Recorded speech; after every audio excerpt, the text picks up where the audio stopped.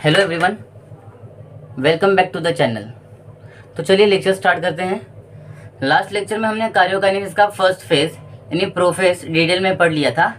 आज के लेक्चर में हम मेटाफेज, एनाफेज और टेलोफेज इन तीन फेजेस के बारे में पढ़ेंगे। ठीक है, तो देखो लास्ट लेक्चर में हमने क्या देखा था कि प्रोफेज के दो टाइप्स होते हैं, प्रोफेज के दो स्टेजेस होते हैं, अर्ली प्रोफेज और late prophase.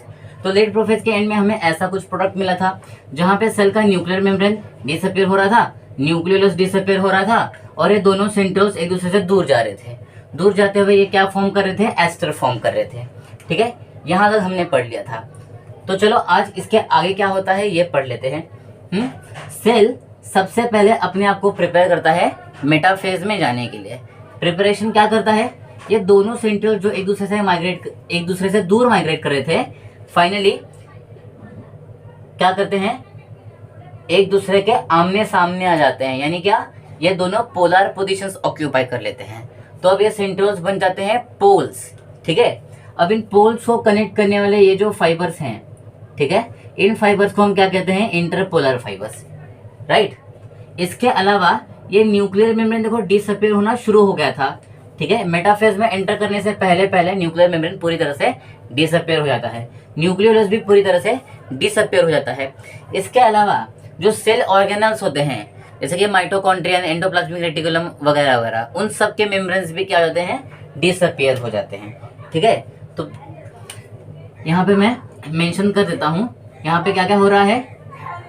Disappearance of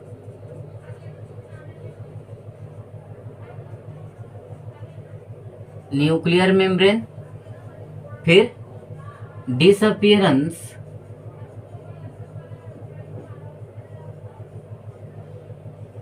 of nucleolus और इसके बाद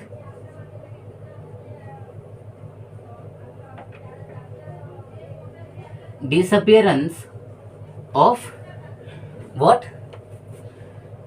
membranes of organelles, membrane of cell organelles. ठीक है, सेल ऑर्गेनल्स के मेम्ब्रेन्स भी क्या होने लगते हैं? डिसअपीयर होने लगते हैं। तो ये चीज होती है यहाँ पे। ठीक है, इसके बाद देखो तो यहाँ पे सेल अब इस कंडीशन में है। अब यहाँ पे देखो ये क्रोमोसोम्स देखो एक दूसरे से काफी दूर है, या फिर तुम यूं कह सकते हो कि सेल के अंदर ये किसी अलाइनमेंट में नहीं है, एक फिक्स प्लेन में नहीं है। तो यहाँ से यहाँ मतलब इस स्टेज से इस स्टेज में एंटर करते हुए ये क्रोमोसोम्स अलाइन होने की कोशिश करते हैं, मतलब एक प्लेन में आने की कोशिश करते हैं।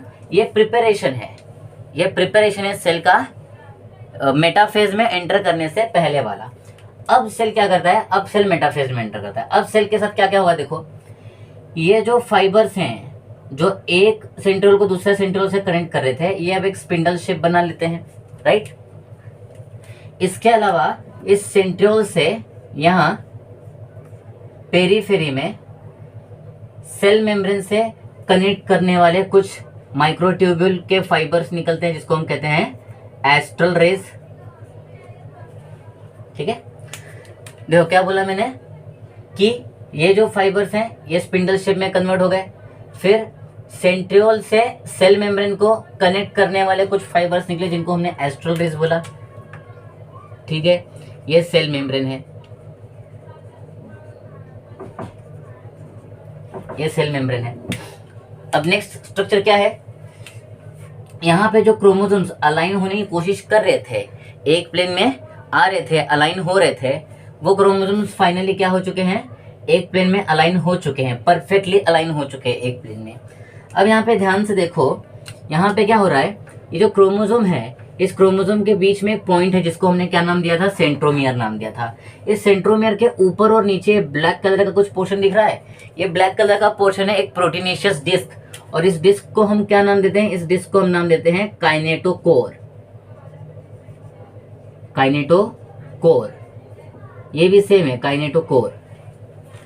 अब क्या होता है? अब ये जो सेंट्रियोल है, ये जो सेंट्रियोल है, इस सेंट्रियोल से कुछ फाइबर्स निकलते हैं जो काइनेटोकोर से अटैच हो जाते हैं या फिर काइनेटोकोर से कनेक्ट हो जाते हैं। ठीक इसी तरह से यहाँ से भी कुछ फाइबर्स निकलेंगे, राइट। इन फाइबर्स को हम कहते हैं क्रोमोसोमल फाइबर्स। इनको हम किस नाम से जानते हैं? Chromosomal fibres.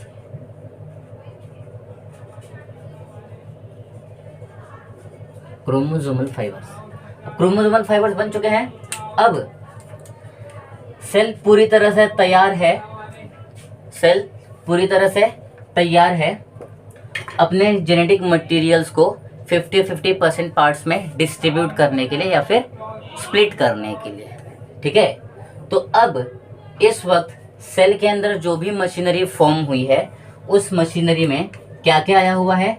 काइनेटोकोर है, क्रोमोसोमल फाइबर है, एस्ट्रल रेज हैं, इसके अलावा इंटरपोलर फाइबर्स हैं,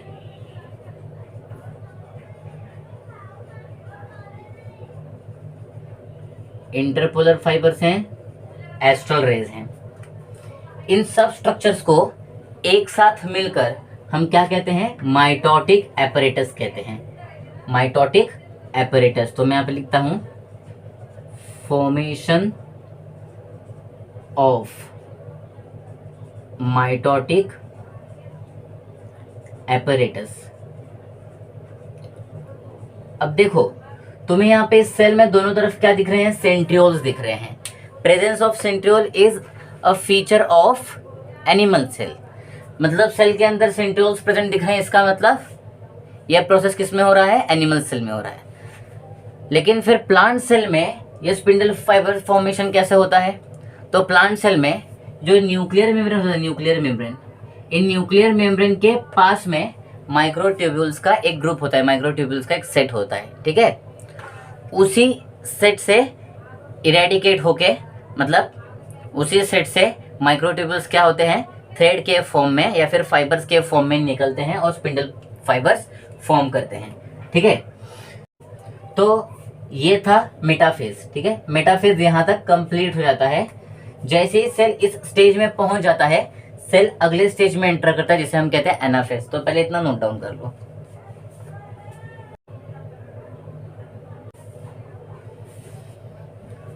ओके, अब सेल मेटाफेज में एंटर कर चुका है। मेटाफेज में क्या हुआ है? माइटोटिक एपरेटस बन चुका है। जैसे कि मैं तुमको बताया कि एनिमल सेल में सेंट्रियोल्स होते हैं, तो सेंट्रियोल्स होने की वजह से एनिमल सेल में एस्ट्रल रेज फॉर्म होते हैं। तो इस तरह के माइटोटिक एपरेटस को हम कहते हैं एस्ट्रल माइटोटिक एपरेटस, ठीक है। Astral mitotic apparatus. लेकिन जैसे मैंने तुम्हें बताया कि प्लांट सेल में सेंट्रियोल्स एब्सेंट होते हैं, तो बिना सेंट्रियोल्स के क्या फॉर्म होता है? स्पिंडल प्रोटीन फाइबर्स फॉर्म होते हैं। इसलिए वहां पे एस्ट्रल रेज क्या होते हैं? एब्सेंट होते हैं। एस्ट्रल रेज एब्सेंट होने की वजह से वहां पे जो माइटोटिक एपरेटस दिखता है वो होता है एनेस्ट्रल माइटोटिक एपरेटस। तो एनेस्ट्रल माइटोटिक एपरेटस किस में देखने को मिलता है? प्लांट सेल में। और एस्ट्रल माइटोटिक एपरेटस किस में देखने को मिलता है? एनिमल सेल में।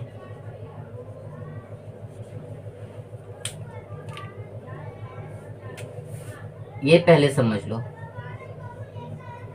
अब क्या होगा? अब सेल ने मेटाफेज कंप्लीट कर लिया है। अब सेल किस में एंटर करेगा? एनाफेज में एंटर करेगा। तो एनाफेज में एंटर करने से पहले क्या होता है, जरा वो देख लो।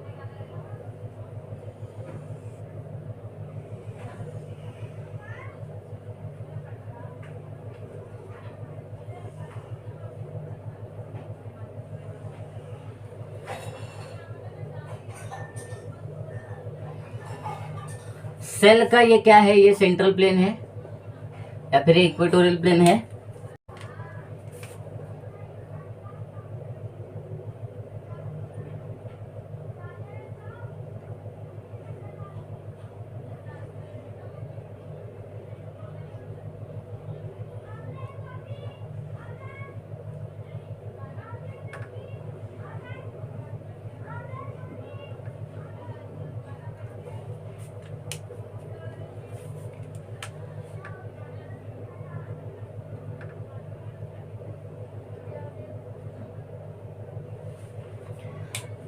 तो ये देख लो।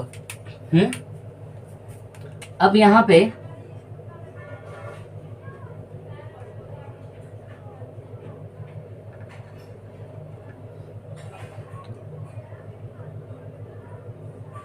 ये सेंट्रोल्स जैसे के वैसे हैं। यहाँ पे तुम्हारे बने थे इंटरपोलर फाइबर्स,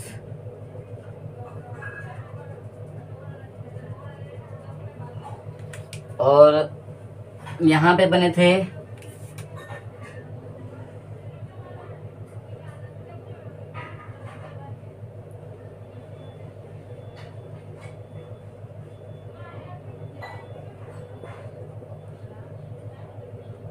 क्रोमोसोमल फाइबर्स। तो यहाँ पे हुआ क्या है देखो, यहाँ पे हर क्रोमोसोम के पास एक सेंट्रोमियर था, ठीक है, हर क्रोमोसोम के पास एक सेंट्रोमियर था। अब सेल जब यहाँ एंटर कर रहा है, मतलब सेल एनाफेज में एंटर करने से पहले अपने आप को प्रिपेयर कर रहा है। कैसे प्रिपेयर कर रहा है कि सेल के अंदर जो क्रोमोसोम्स हैं, इसमें से हर क्रोमोसोम का सेंट्रोमियर स्प्लिट हो रहा है 2 पार्ट्स में, तो एक सेंट्रोमियर से 2 सेंट्रोमियर्स बन गए हैं, ठीक है। यहाँ पे सेल ने अपने आप को प्रिपेयर कर लिया। अब आगे क्या होगा, अब नेक्स्ट स्टेज में क्या होगा देखो, नेक्स्ट स्टेज में एनाफेज में क्या होता है देखो जरा। एनाफेज में जो सेल है ये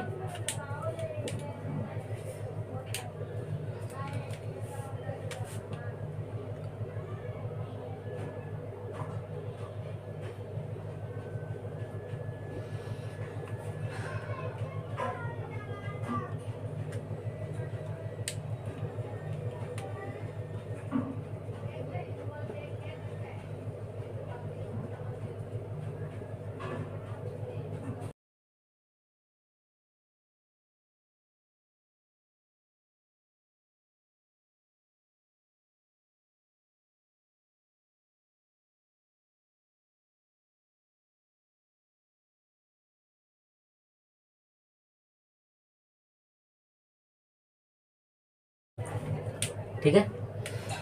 तो यहाँ ऊपर की तरफ 2 क्रोमोसोम से, नीचे की तरफ 2 क्रोमोसोम से। अब तुम लोग सोच रहे हो कि मैं इनको क्रोमोसोम्स क्यों कह रहा हूँ, है ना। फिर तुम लोगों ने देखा कि ये क्रोमोसोम क्या हो रहा है, स्प्लिट हो रहा है 2 पार्ट्स में। उसमें से एक सेगमेंट या फिर एक पार्ट, एक हाफ अपर पोल की तरफ जा रहा है और दूसरा हाफ लोअर पोल की तरफ जा रहा है। तो टेक्निकली तो इनको हमें क्या कहना चाहिए, क्रोमैटिड्स कहना चाहिए, लेकिन मैं इनको क्रोमोसोम्स क्यों कह रहा हूँ, क्योंकि इनमें से हर किसी के पास क्या मौजूद है, सेंट्रोमियर मौजूद है। और क्रोमोसोम का यूनिक फीचर क्या है, क्रोमोसोम की जो काउंटिंग है या फिर नंबर ऑफ क्रोमोसोम्स है, वो किसके बेसिस पे कंसिडर किए जाते हैं, सेंट्रोमियर के बेसिस पे कंसिडर किए जाते हैं। तो यहाँ पे सेंट्रोमियर दिख रहा है, यहाँ पे भी सेंट्रोमियर दिख रहा है, और इन दोनों के पास भी सेंट्रोमियर दिख रहा है। इसलिए अब ये क्रोमैटिड्स नहीं है, बल्कि ये खुद क्या है, क्रोमोसोम्स हैं। लेकिन हाँ, यहाँ पे क्रोमोसोम्स के आगे हम एक वर्ड यूज करेंगे। क्या वर्ड यूज करेंगे, हम यहाँ पे वर्ड यूज करेंगे daughter chromosomes. Daughter chromosomes, daughter chromosomes, same term यहाँ पे भी आएगा, डॉटर क्रोमोसोम्स।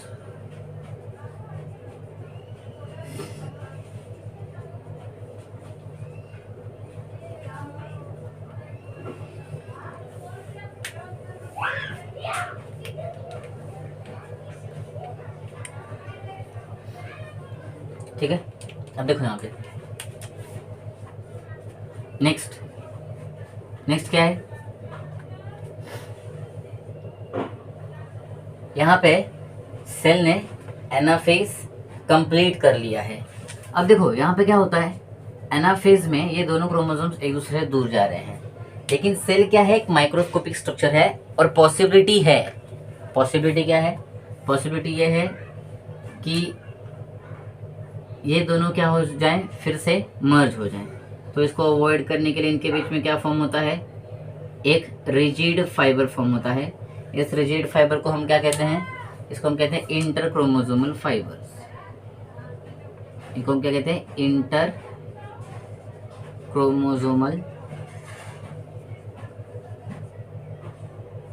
फाइबर्स। ये सेल जो है ध्यान से देखना। इस सेल में जो भी जेनेटिक मटेरियल थे वो जेनेटिक मटेरियल्स अब क्या होना शुरू हो जाएंगे, डीकंडेंस होना शुरू हो जाएंगे। और डीकंडेंस होकर वो फिर से क्या फॉर्म करेंगे, क्रोमैटिन फाइबर फॉर्म करेंगे।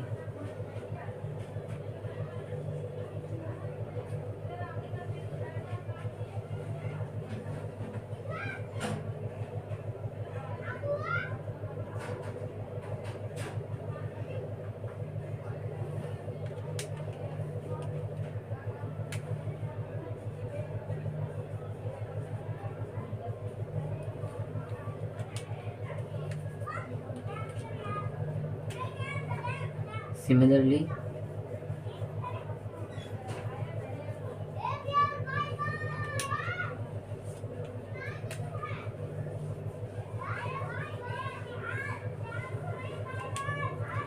पे क्रोमैटिन फाइबर बन रहा है या फिर क्रोमैटिन मटेरियल बन रहा है।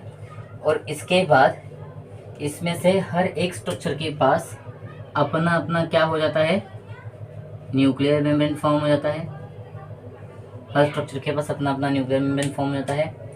सेंट्रियोल जो है वो इनके पास रहता ही है।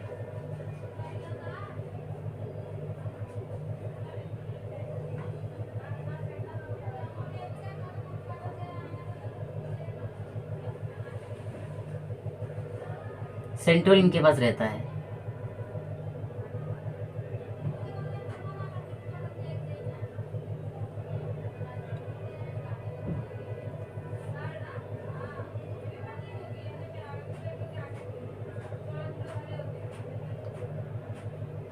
सेंट्रियोल इनके पास रहता है। और फाइनली जो सारे सेल ऑर्गेनल्स होते हैं, माइटोकॉन्ड्रिया, क्लोरोप्लास्ट वगैरह, उनके भी मेम्ब्रेन्स यहाँ पे रीअपियर होने लगते हैं। अगर सिंपल भाषा में बोलूँ तो सेल ऑर्गेनल्स यहाँ पे रीअपियर होने लगते हैं। और ये न्यूक्लियोलस भी यहाँ पे क्या होने लगता है, रीअपियर होने लगता है। यहाँ पे एक और चेंज होता है कि ऊपर वाले स्ट्रक्चर में आपको यहाँ जो स्पिंडल प्रोटीन फाइबर्स दिख रहे हैं, जैसे कि interpolar fibre, chromosomal fibres, interchromosomal fibres, ये सब क्या हो जाते हैं, ये सब प्रोटोप्लाज्म में डिसॉल्व हो जाते हैं। और फाइनली इस फेज में आते आते सारे स्पिंडल प्रोटीन फाइबर्स डिसअपियर हो जाते हैं।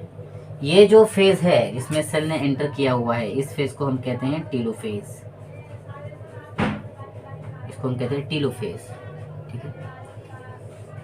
ये फेजेस हैं एनाफेज, और ये जो है ये है मेटाफेज। तो आज के लेक्चर में केवल इतना ही। आज हमने क्या देखा, आज हमने कार्योकाइनेसिस के 3 फेजेस, मेटाफेज, एनाफेज और टीलोफेज को समझ लिया। आई होप आपको आज का ये लेक्चर समझ में आया होगा। अगर ये वीडियो आपके लिए हेल्पफुल रही तो इस वीडियो को ज़्यादा से ज़्यादा लाइक और शेयर कर दीजिए। चैनल को सब्सक्राइब करके बेल आइकन दबा दीजिए ताकि आपको आने वाले वीडियोस की नोटिफिकेशंस मिल सकें। और हाँ, कमेंट सेक्शन में अपना फीडबैक देना ना भूलिए। Thank you.